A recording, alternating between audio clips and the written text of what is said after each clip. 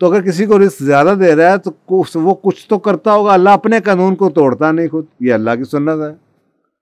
इसका मतलब कुछ ना कुछ तो उसको शायद पता ना होगा उसने क्या किया है। वो उसके घर के आगे से सड़क गुजर गई, वो करोड़पति हो गया, डबल नौकरी कर लें डबल हो गया, आपको लगेगा तनख्वाह डबल होगी। लेकिन ये फिर वही बात है कि अगर आप सर रिस्क को पैसा समझ रहे हैं, तनख्वाह बढ़ गई है, रिस्क नहीं बढ़ा, क्योंकि तनख्वाह इसलिए बढ़ी है कि आपने मेहनत की है और अल्लाह अपना कानून तोड़ता नहीं है। और अल्लाह ने कहा उतना ही जितनी तुम मेहनत करो, मेहनत तुमने बहुत की है, अब मेहनत बहुत की है तो अल्लाह तो आपको देगा। लेकिन क्योंकि रिस्क नहीं बढ़ा, बरकत नहीं आई। बनी इसराइल को भी मनोसलवा मिलता रहा, ऑनरेबल रिस्क, इज्जत वाला रिस्क, किसी से मांगना नहीं पड़ा, मेहनत नहीं करनी पड़ी। तो वो है रिस्क के करीम। औज़ुबिल्लाहि मिनश्शैतानिर्रजीम, बिस्मिल्लाहिर्रहमानिर्रहीम। देखें, जो रिस्क है इसको अंग्रेज़ी में आप सस्टेनेंस कहते हैं। और रिस्क जौन सा है वो मटेरियल भी होता है और नॉन मटेरियल भी होता है। यानी कि अगर आपको पैसा मिल रहा है, घर मिल रहा है, इज़्ज़त मिल रही है, मोहब्बत मिल रही है, औलाद मिल रही है, वो भी रिस्क है। और अगर आपको सिर्फ़ और सिर्फ पैसा है तो वो भी रिस्क है। तो ये अल्लाह सुब्हानहू तआला की तरफ से ये सारी चीज़ें रिस्क की एग्जाम्पल हैं। खुशी, सुकून, मोहब्बत, प्यार, इज़्ज़त, ये सब रिस्क है। अच्छा या बुरा, मेरा ख्याल है ये रिस्क के अंदर जब अल्लाह सुब्हानहू तआला दे के भी आजमाता है, ले के भी आजमाता है तो ये अच्छा। अच्छा क्यों है? क्योंकि अगर ये अच्छा ना हो तो हम दुआएं मांगते रहते हैं, अल्लाहुम्मा इन्नी अस्अलुका इल्मन नाफ़िअन रिज़्क़न तय्यबन व अमलन मुतक़ब्बलन। हम तो रिस्क तो मांगते हैं, दुआएं मांगते हैं, बड़ी बड़ी दुआएं जो रिस्क के ऊपर मांगी जाती हैं। लेकिन मेरा ख्याल टेस्ट उसी वक्त शुरू होता है जब रिस्क आता है। और ये बहुत बड़ा ट्रायल है कि आप उस रिस्क बताते खुद है, मेरा ख्याल अच्छा ही होगा। रिस्क का इस्तेमाल जौन सा है वो उसको अच्छा या बुरा कर सकता है। रिस्क अच्छा होगा, क्योंकि रिस्क अगर आप सोचें, अगर आपका रिस्क गरीबों तक आपने कुछ करना है, कोई नेकी का काम करना है, कोई सदका खैरात करनी है, मुसलमानों के लिए कोई काम करना चाहते हैं, आलम इस्लाम के लिए काम करना चाहते हैं, इल्म का काम करना चाहते हैं, ट्रैवल करना चाहते हैं, रिसर्च करना चाहते हैं, और सीखना चाहते हैं, पढ़ाना चाहते हैं, तो ये डिपेंड करता है। अब वो लहरा बात है कि जी आप रिस्क लेके शोबाजी करना चाहते हैं, मुकाबलेबाजी करना चाहते हैं, जनाब लोगों को जलाना चाहते हैं, कोई अपने नाक का मसला करना चाहते हैं, आकड़ में आना चाहते हैं, तो वही रिस्क ख़राब हो जाएगा। तो ये इसका इस्तेमाल इसको अच्छा या बुरा करेगा। और अगर आपका रिस्क इस्तेमाल अच्छा है तो रिस्क अच्छा ही होगा। इसी तरीके से अगर तीसरा सवाल ये आपने आया कि जी कुरान में अल्लाह ताला ने कहा कि मैं जिसे चाहता हूँ रिस्क देता हूँ, जिसको बढ़ा देता हूँ, जिसको चाहता हूँ कम करता हूँ। तो अगर अक्सर देखने में ये आया कि जी 20-20 साल लोग काम करते रहते हैं, उन्हें रिस्क नहीं मिलता, और कुछ लोग थोड़ा सा काम करते हैं उन्हें रिस्क मिल जाता है। अब ये इसकी क्या वजह है? देखें, इसका जो पहला पार्ट है ये तो अल्लाह सुब्हानहू तआला ने कह दिया कि मैं जिसका चाहूँ रिस्क बढ़ाऊँ। लेकिन याद रखिए अल्लाह सुब्हानहू तआला ने यह भी कहा है कि मैं जो अपने कानून को नहीं बदलता। तो पहले आपको अल्लाह का कानून, अल्लाह अपनी सुन्नत को नहीं बदलता। इसका मतलब है कि अल्लाह ताला तो बढ़ाते हैं अपनी मर्जी से जिसका दिल चाहे, लेकिन किसी न किसी वजह से अल्लाह ताला का अपना कानून है, कॉज एंड इफेक्ट। देखिए, एक दरख्त है, वो दरख्त अगर गिरना है तो आपको लगेगा कि वो बीमार हो रहा है, पत्ते झड़ रहे हैं, कीड़ा लग रहा है, कमज़ोर हो रहा है। यानी कि पहले अफेक्ट आने से पहले कॉज तो आएगी, कुछ तो होगा ना। किसी एक्सीडेंट होने से पहले भी कोई कॉज आएगी, नींद आ जाएगी, कॉल आ जाएगी, टायर फट जाएगा, कुछ तो होगा। तो कॉज तो अल्लाह, आप साइंटिफिक नेचर को, जब आप नेचर के फिनोमिना को स्टडी करते हैं उसे आप साइंस कहते हैं। मैं आपने देखा कि 1400 साल पहले कुरान पाक में जनाब बड़ी किस्से हैं, जनाब पानी ऐसे हो गया तो जनाब शहर के शहर डूब गए। आपके पास उसको एक्सप्लेन करने की साइंस नहीं थी। आज आपके पास साइंस है जिसने ये प्रूव किया कि जो सुनामी आता कैसे आता है, टोर्नेडोस कैसे आते हैं। आतिश फिशा पड़ता है तो क्या होता है। आज आप ये अंडरस्टैंड कर सकते, इसका मतलब है ये कॉज उस वक्त भी आती होगी, फिर इफेक्ट आता हो, और ये अल्लाह कहता है मेरी सुन्नत है। तो इसका मतलब है कि अल्लाह सुब्हानहू व तआला कॉज हमारे थ्रू कॉज तो बनाता है, तो अगर किसी को रिस्क ज्यादा दे रहा है तो वो कुछ तो करता होगा, अल्लाह अपने कानून को तोड़ता नहीं खुद, ये अल्लाह की सुन्नत है।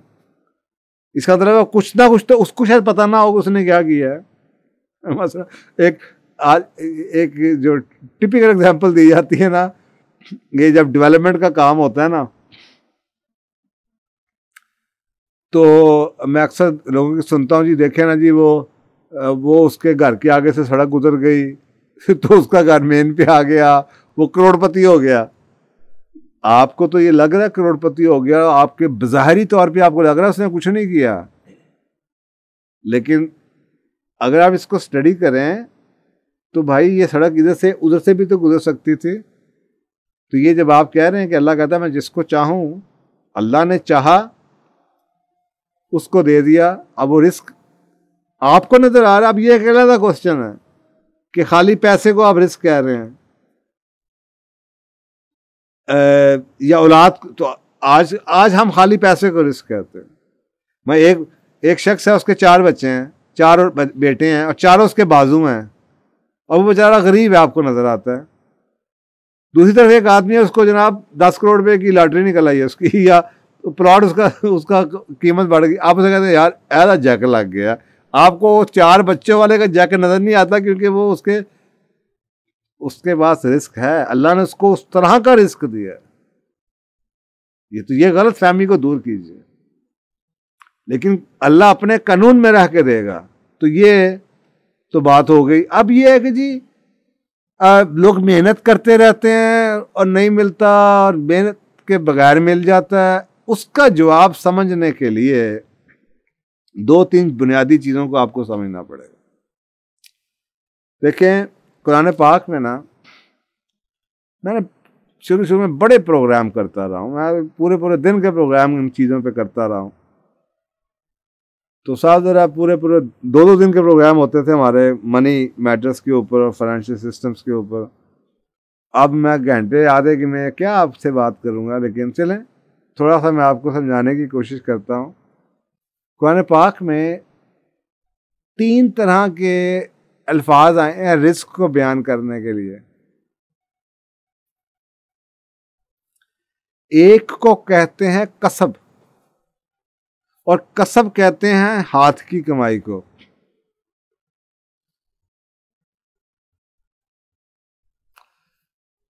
ये वो रिस्क है जो दुनिया के हर शख्स को मिलना है, क्योंकि रब कहता है फलाइसर इंसान अल्लाह मासा, जो मेहनत करेगा उसको मिलेगा।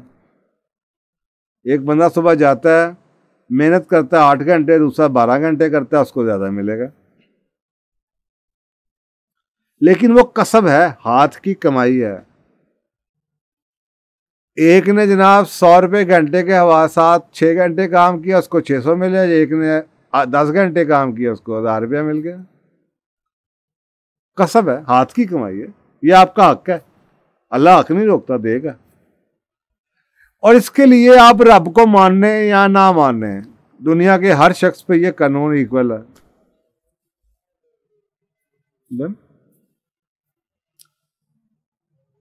डबल नौकरी कर लें, डबल हो गया, आपको लगेगा तनख्वाह डबल होगी। लेकिन ये फिर वही बात है कि अगर आप सर रिस्क को पैसा समझ रहे हैं, बाज़ बार डबल तनख्वाह लेने के बाद नजर तो आपको आ रहा है तो कसब बड़ा है, रिस्क नहीं बड़ा। ऐसी एग्जाम्पलें मैं सैकड़ों जानता हूं। तनख्वाह बढ़ गई है, रिस्क नहीं बढ़ा, क्योंकि तनख्वाह इसलिए बढ़ी है कि आपने मेहनत की है, और अल्लाह अपना कानून तोड़ता नहीं है। और अल्लाह ने कहा है उतना ही जितनी तुम मेहनत करो, मेहनत तुमने बहुत की है, अब मेहनत बहुत की है तो अल्लाह तो आपको देगा। लेकिन क्योंकि रिस्क नहीं बढ़ा, बरकत नहीं आई, बीमारी लग गई, नुकसान हो गया, खर्चा निकल गया, आप वहीं के वही है, या शायद वर्स ऑफ हो। रिस्क नहीं बढ़ा, कसब बढ़ा था। अब ये वर्ड्स को बड़ा गौर से समझिए, ये फर्क समझने की जरूरत है। तो रिस्क कुछ और है।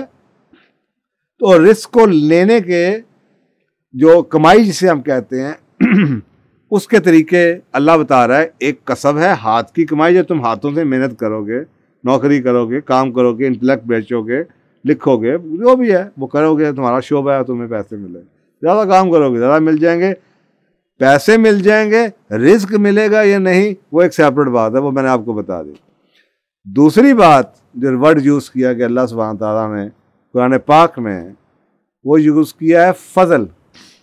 और इसको तो जुमा की आयतों में भी कहीं है ये कि जब मस्जिदों से जब जुमा की नमाज हो जाए तो उसके बाद फिर निकल जाओ और फैल जाओ और फजल तलाश करो। ये जो फजल का वर्ड है अगर आप समझना चाहें, कसब तो आपका हक है, फजल ऐसे ही समझ लें कि आपने होटल में खाना खाया, जो बिल आया वो तो उसका बिल था।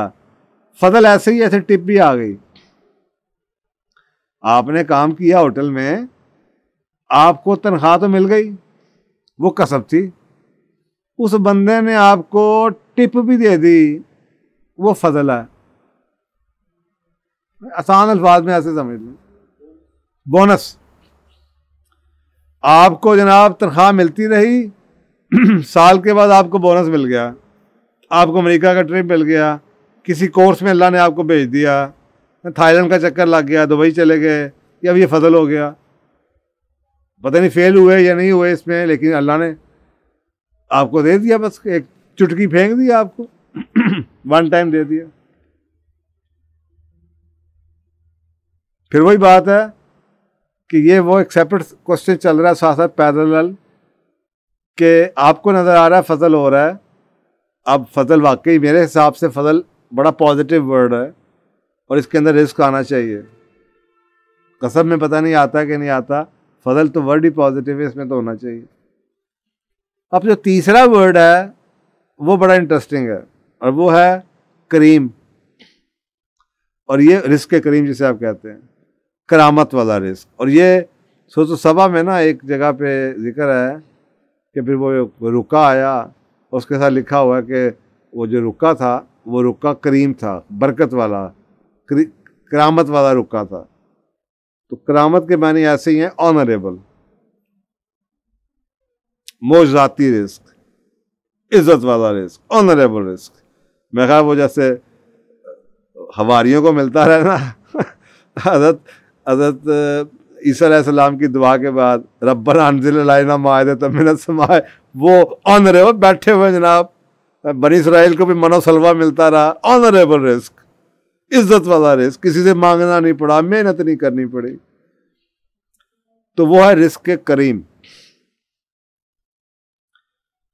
कसब किसी और तरह से मिलता है, फजल का कानून और है, और करामत अल्लाह कहता है वो मेरे हाथ। अच्छा, अब अगर आप ये समझ लिया आपने कि जी एक कसब है जो आपकी उजरत है, एक आपका फजल है समझ लें जो कि आपकी एक्स्ट्रा बोनस है, और एक जनाब करीम है जो कि मिराकलस लॉटरी टाइप रिस्क, अल्लाह कहता है जिसको मैं चाहूँ दे दूँ। तो इसका मतलब है कि एक मेरे हाथ में हुआ जिसको मैं कसब कहता हूँ, एक अल्लाह के हाथ में हुआ जिसको अल्लाह करीम कह रहा है, सेंटर में एक ऐसा है जो कि हम दोनों के हाथ में है, अल्लाह के हाथ में भी है और मेरे हाथ में भी है, वो है फजल। और कहा जाता है कि जो कामयाब लोग होते हैं ना, वो जो अपने इख्तियार में होता है ना उस पे देखते हैं। तो मैं अगर ऑनेस्टली मेहनत करूं, इनके कहते हैं कि ज़माने में थोड़ा सा छप्पड़ फाड़ के आ जाता है, तो छप्पड़ फाड़ के ऐसे तो नहीं आएगा कि आप जनाब छत के सुराख होगा और जनाब सुबह आपके अशरफियों की थैली गिरेगी। You have to do something ना, वो कुछ तो करेंगे जिसमें से बरकत पड़ेगी। मैं एक जानता हूँ, काफ़ी अर्सा पहले मैं एक प्रोजेक्ट पे पेशावर काम कर रहा था, तो वहाँ पे जनाब एक पठान, मुझे शौक़ था घड़ियों शड़ियों का, ये जो स्विट्ज़रलैंड की होती हैं और हैंडमेड घड़ियाँ होती हैं, वो रोलेक्स वगैरह और पैथिक फिलिप, तो वहाँ पे वो एक खान साहब डील किया करते थे। छोटा सा उनका इतना सा खोखा था। मैं उसको अक्सर कहता था, यार तुम इतना बिजनेस करते हो, घड़ियाँ इधर बेचते हो, तो मेन सड़क पे क्यों नहीं आते, बाहर क्यों नहीं आते? तो वो कहता था, यार ये बड़ा मुसीबत है, ये हम खान ये घर छोड़ नहीं सकता। क्यों नहीं हो गया? कहता यार ये वालिद साहब ने यहाँ पे इसके नीचे कहीं रहता, ऊपर उस रहता था तो नीचे दुकान थी, कि वालिद साहब ने ना बस ये कहा था ये इनका खजाना है। मैंने कहा क्या खजाना है? कहता उन्होंने कोई गंद इकट्ठा किया हुआ, बोरियां इकट्ठी की हुई हैं पत्थरों की, तो वो मैं कहाँ पे उठा के ले जाऊं? वो उन्होंने कहा था, ख्वाहिश थी उनकी कि यार ये इसको संभाले रखना। बस मैं ये अब ये पत्थर संभालता फिरता। मैं को महंगा पत्थर वो नहीं, कहता क्या बेकार पत्थर, पता नहीं कहाँ से उठा के, दिमाग खराब मैं हिल नहीं सकता, ये पत्थर पत्थर हुआ है। अच्छा जी बात खत्म हो गई। कई साल गुजर गए, मैं एक प्रोजेक्ट पे इस्लामाबाद गया, वहाँ पे जनाब मुझे वो खान साहब मिल गए किसी दिन। पता चला जनाब वो इस्लामाबाद में कोई ई सेक्टर में बड़े अच्छा टॉप का, अगर आप 2 कनाल का घर लेके बैठे हुए हैं, पैसा ही पैसा। मैंने कहा खान साहब खैर तो है, क्या हुआ? तो अब शर्मिंदगी में कहता यार वो बताया था ना वो पत्थर शत्थर। मैंने कहा हाँ। कहता बस वो जब ये हालात चाइनीज़ आए और ये वो हुआ और वो कोई जेम स्टोन कॉरपोरेशन बन गई, तो जनाब बस वो वहाँ पे पता चला कि जनाब वो पत्थर चाहिए, तो वो बोरियां तो जनाब करोड़ों रुपए की बिक गई। इनके आप सोचे हैं वो पत्थर जो सा है वो बिल्कुल ही पत्थर था बकौल उसके कि कचरा है, गंद है।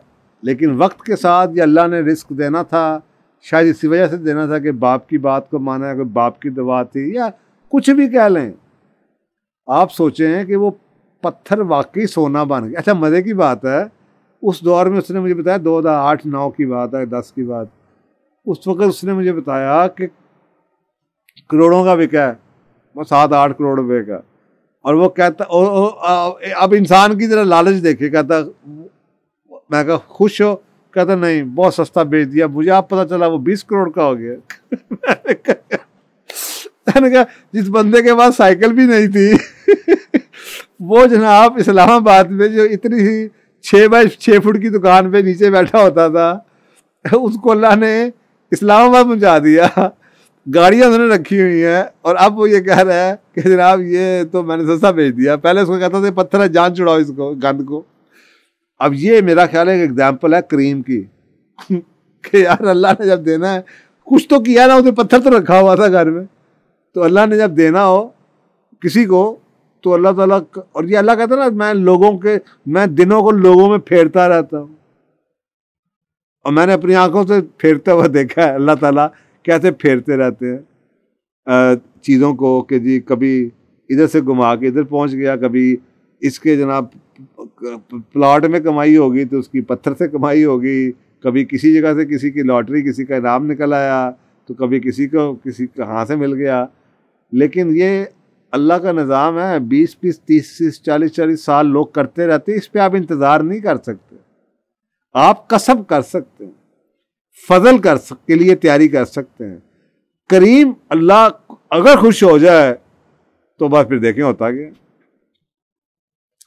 लेकिन ये ऐसी चीज़ नहीं है कि आप हाथ पे हाथ रख के बैठे के मैं रिज़्क़े करीम का इंतज़ार कर रहा हूँ, तो 40 साल तो आप रिज़्क़े करीम के इंतज़ार में नहीं ऐसे बैठे रहेंगे। लेकिन अल्लाह सुब्हानहू तआला देते हैं। अब फजल के तरीके क्या हैं डिफरेंट, मैंने हदीस पढ़ता रहता हूँ, कुरान पाक कई जगह मैंने कई दफ़ा पढ़ा, तो मुझे कुछ 8-9 मोटी मोटी चीज़ें नज़र आती हैं। मसलन तकवा कहते हैं गॉड कॉन्शियसनेस, गॉड फियरिंग नहीं है, अल्लाह डरने की चीज़ नहीं है, एहसास,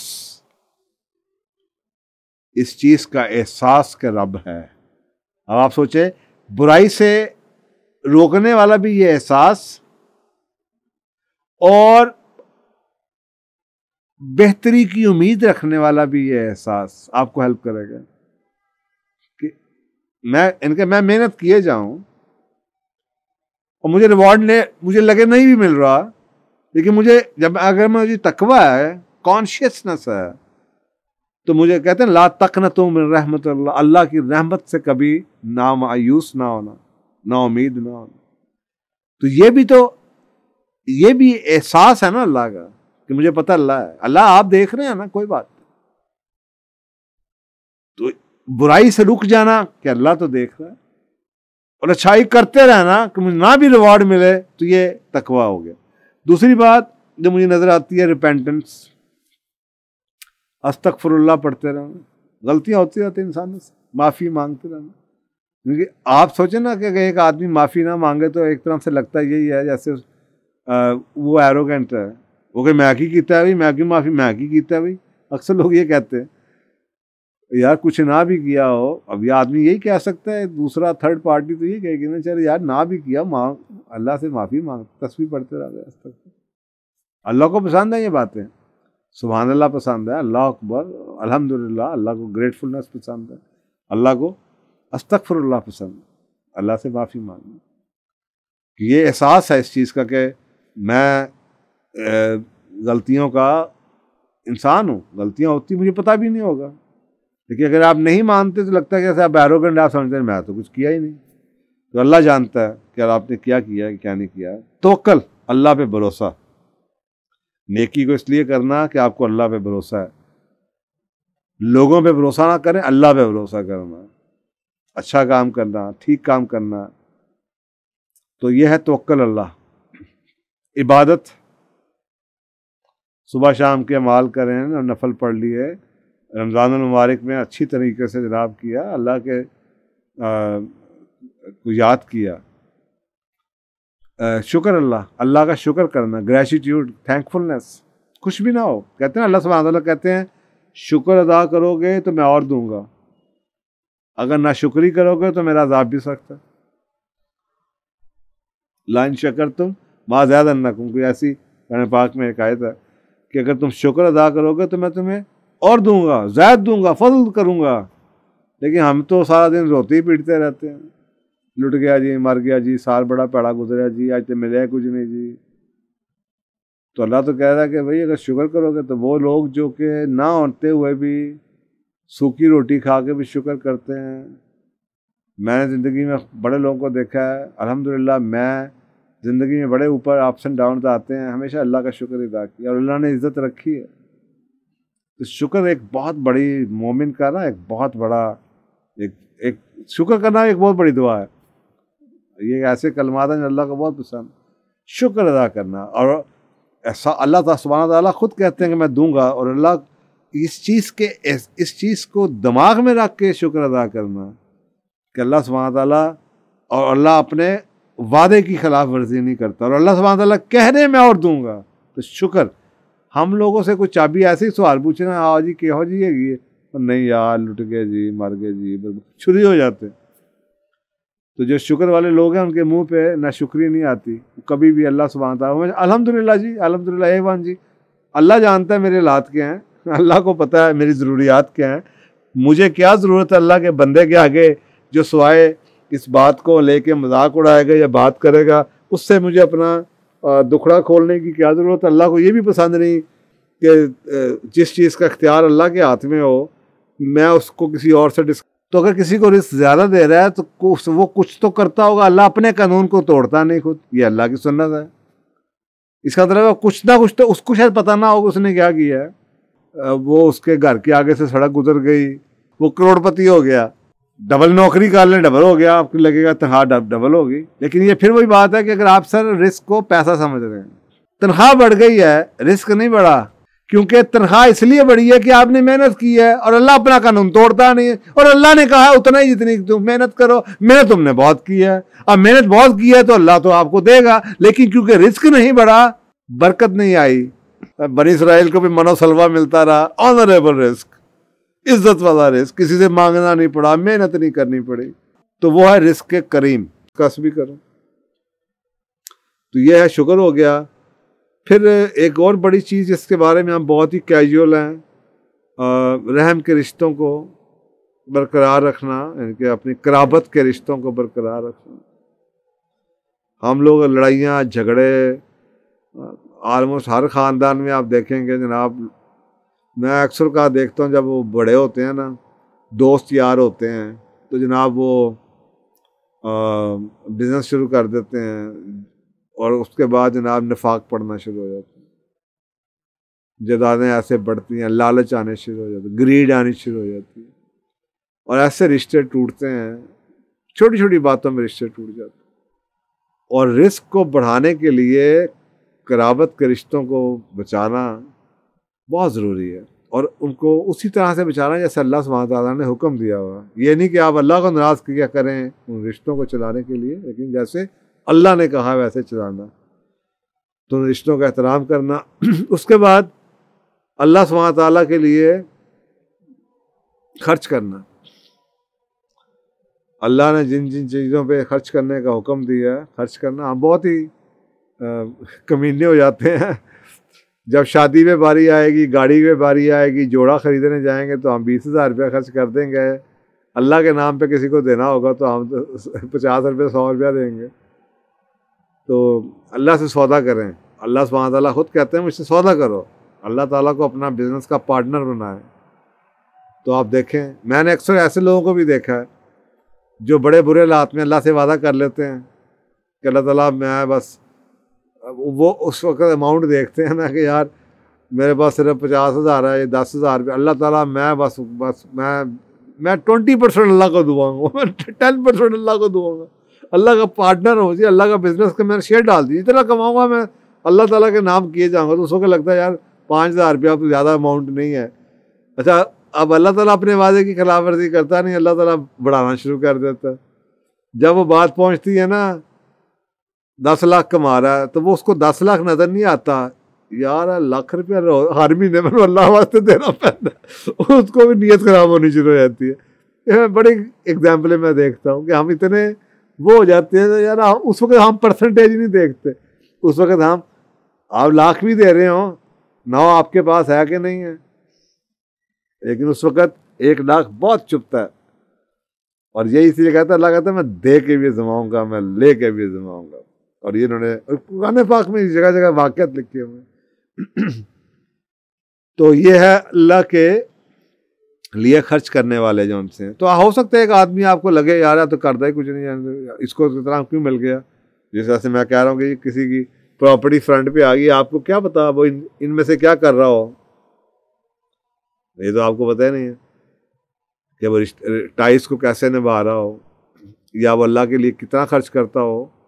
मैंने एक शख्स को देखा, हमसे भी ज़्यादती हो जाती है, क्योंकि शायद हमारे दिमागों में ना अपने स्टेटस के मुताबिक ही खर्चे दिमाग में आता है। तो हर वक्त नहीं होते पैसे जेब में, तो कोई मांगने वाला आ जाता है तो हम माफ़ी मांग लेते हैं, अच्छा चलो जी नहीं है गए। हमें लगता है कि 5 रुपये 2 रुपये पड़े हैं, वो शायद कम है। मैंने एक शख्स को देखा है, उसके पास जितना चेंज होता है छोटा मोटा, ये जो आप कॉइन्स जिसे आप कहते हैं, और वो मज़े की बात बताऊं, उसका साइकिलों का काम है। मैं उस शख्स के पास से किसी शख्स को खाली हाथ नहीं जाते हुए देखता, मैं हैरान होता हूं। और मज़े की बात है कि उसके आप दुकान के बाहर जा चले जाए, अंदर ऐसे लाइनें लगी होती हैं काम की, और वो घंटों आप बैठ जाए, घंटे के अंदर 20 लोग भी आएंगे, कभी एक बंदा भी खाली हाथ नहीं जाएगा। अच्छा, एक दफ़ा मैंने अपने हाथों से देखा, चाय पी रहा था, वो हाथ में बिस्किट पकड़ा हुआ, एक बंदा पास से गुजरा, बंदा आया मांगने के लिए, उनका उसने बिस्किट आधा तोड़ के उसको पकड़ा दिया। तो अब ऐसे शख्स की अगर लॉटरी निकल आए तो मेरे पास तो जवाब मौजूद है, और निकला नहीं है मेरे पास जवाब मौजूद। मैंने बता रहा हूं, मैंने ये मेरी अपनी ऑब्जर्वेशन है, मैंने खुद देखा है कि यार ऐसे तो बड़े लोग नहीं करते। शायद हम ये सोचते रह जाते हैं यार कितने रोज के 100 रुपया देंगे, या कितने जनाब 10-10 रुपये देंगे सबको। बात तो ये है कि भाई जो आ रहा है कुछ ना कुछ दिए जाओ, और कुछ नहीं, दवाई दिए जाओ, जो हाथ में पकड़ा वही दिए जाओ, एक पकौड़ा पकड़ा दो, एक कुछ पकड़ा दो या दिए जाओ। तो एक ये है हिजरत अभी हम पिछले सवाल में बात कर रहे थे हिजरत। आप सोचें ना, हज़रत इब्राहिम अलैहिस्सलाम को क्या मिला हिजरत के बाद, आप सोचें हज़रत मोहम्मद सल्लल्लाहु अलैहि वसल्लम को क्या मिला हिजरत के बाद, आप सोचें हज़रत मूसा अलैहिस्सलाम को क्या कुछ मिला हिजरत के बाद, कितना रिस्क मिला, क्या फरावानियाँ मिली, क्या इज्जतें मिली, क्या अल्लाह की तरफ से जनाब रिस्कों की लाइनें लग गई।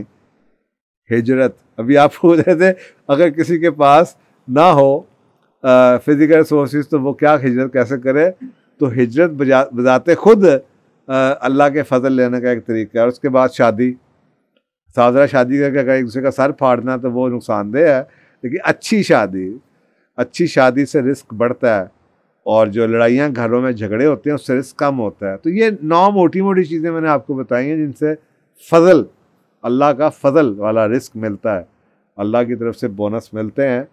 और अगर आप यही करते रहें, बेसिक चीज़ें आप पूरी करते रहें, नमाज़ें रोज़ा तो पढ़ते रहें, और उसके बाद आप ये भी करते रहें तो आपको मिलेगा। लेकिन मैं आपको अक्सर क्या कहता हूँ, हम नॉन मुस्लिम्स को देखें, दुनिया के रिचेस्ट मैन्स को देखें आप, जो दुनिया में टॉपर हैं, वॉरेन बफेट और जनाब ये अमेज़ॉन वाला और बिल गेट्स तो आपको नज़र आएगा कि ये आप कहेंगे नमाज तो नहीं पढ़ते, आप नमाज ना भी पढ़ते हों, लेकिन आप देखेंगे कि मिलियंस चैरिटीज़ में देते हैं, बांटी जाते हैं। और तो तवक्कुल की लामत ये है कि कमाया है तो अगर कोई मसला भी आ जाए, कोई स्टॉक मार्केट बैठ जाए, तो तवक्कुल ये यार कहते हैं कि हमने कौन सा ऊपर से लेकर आया था यार, इधर से कमाया था, जाता जाने दो, बेचते भी नहीं। तो अल्लाह पे भरोसा इतना है, और चलो ठीक है यार पड़े रहने दो।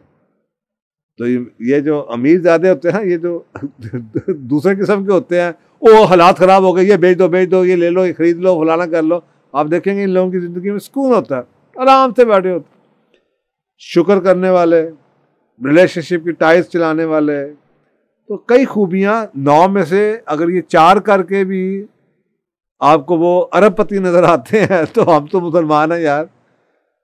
तो अब आप सोचें हमें क्या कुछ अल्लाह सुब्हानहू तआला दे सकते हैं।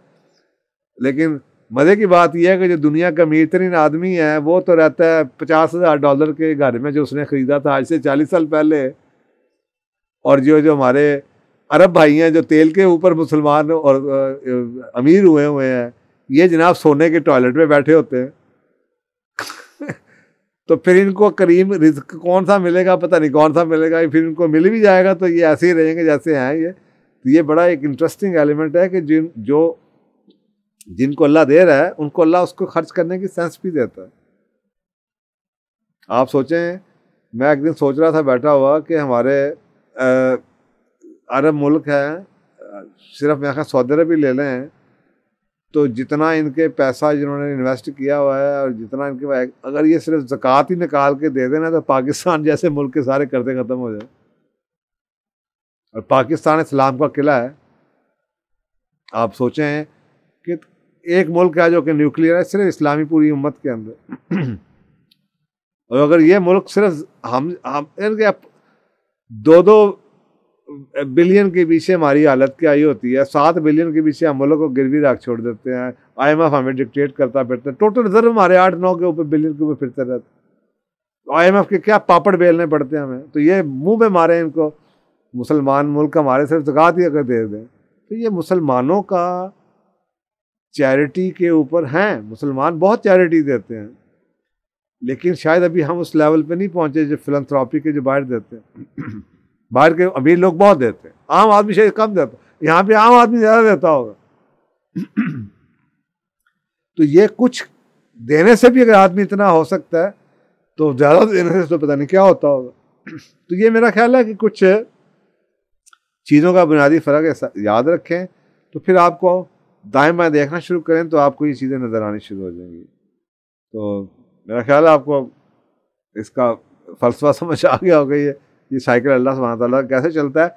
एक आखिरी बात जो मैं इसके बारे में कहना चाहूँ, अल्लाह के निज़ाम में ना बहुत ज़्यादा रिसोर्सेज तो पड़े हुए हैं। एक चीज़ ज़रूर देखा करें, ये सोचें कि वो इस पर मूवी भी बनी है सीक्रेट लॉ ऑफ अट्रैक्शन। आप समझें आप एक मकनातीस है, अगर यहाँ पे पिन्ने पड़ी हुई हैं और ये पिन्ने आप तक नहीं आ रहे हैं तो इसका मतलब आपका मकनातीस कमज़ोर है, लेकिन यही पिनें इधर जा रही हैं, इसका मतलब इसका मकनातीस तेज है। इसका मतलब है कि अल्लाह के निज़ाम में अबंडेंस है, फरावानी है, इधर भरा हुआ। शायद उसके सेविंग्स अकाउंट में अल्लाह की तरफ कुछ ड्यू थे जो अल्लाह ने उसको वापस किए हैं, क्योंकि अल्लाह किसी का एहसान नहीं रखते। तो अगर आपकी तरफ नहीं आया तो थोड़ा सा अपने सेविंग्स अकाउंट को में थोड़े से पैसे डालें, या अपने मकनातीस खुद ही आपका वो बेहतर हो जाएगा, ताकि आपको वो चीज़ें आपकी तरफ अट्रैक्ट हो सके। थैंक यू, जज़ाकल्लाह।